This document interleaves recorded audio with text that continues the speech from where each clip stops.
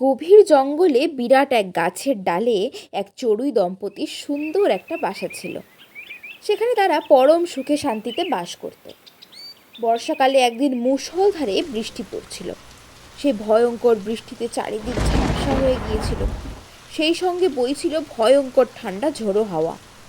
একটা বাঁদর মাথা থেকে পা অবধি ভিজে একসা হয়ে কাঁপতে কাঁপতে গাছের নিচে এসেই হাজির হলো। ওই রকম দুর্যোগে চড়ুই দম্পতি সেদিন আর বাইরে বেরোতে পারেনি, তাই তারা তাদের বাসাতেই রয়ে গিয়েছিল। বাঁদরটাকে গাছের নিচে দাঁড়িয়ে ঠান্ডায় ঠকঠক করে কাঁপতে দেখে চড়ুই বউয়ের খুব কষ্ট হলো। সে বাঁদরটাকে তার বাসা থেকে ডেকে বলল, ও ভাই, শুনছো?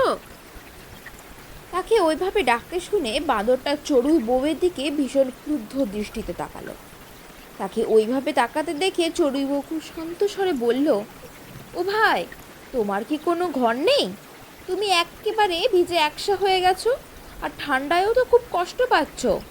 তোমার যদি কোনো বাড়ি থাকতো তাহলে তোমাকে ভেবে কষ্ট পেতে হতো না।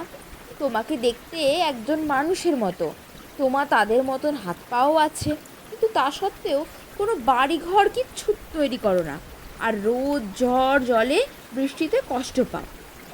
চড়ুই বউয়ের এই কথা শুনে বাদর প্রচণ্ড রেগে গেল।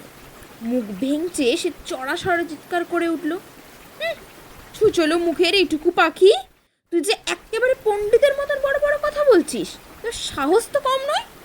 আমি কি করি বা না করি তো তোর কি? ভালো চাস তো নিজের চরকায় তেল দে বলে দিলাম। চড়ুই বউ তখন খুব নম্র স্বরে বলল, ও ভাই, তুমি এত রেগে যাচ্ছ কেন? তোমাকে এই দুর্যোগে এত কষ্ট পেতে দেখে আমার নিজেরই খুব কষ্ট হচ্ছে। দেখো, আমরা নিজেদের জন্য কি সুন্দর বাড়ি তৈরি করেছি, সেখানে এক ফোঁটাও বৃষ্টির জল পড়ে না, আর তাছাড়া ঠান্ডায়ও আমাদের কোনো কষ্ট হয় না। আমরা নিজেদের বাসায় পরম সুখে আর শান্তিতে বাস করছি। তার কথায় বাদর এত রেগে গেল যে সে দাঁত খিচিয়ে এক লাফে গাছে উঠে পড়ল এবং বলল, তোর অতিরিক্ত পাকামি আর বকবকানির জন্য তোকে উচিত শিক্ষা দিয়ে দিচ্ছি।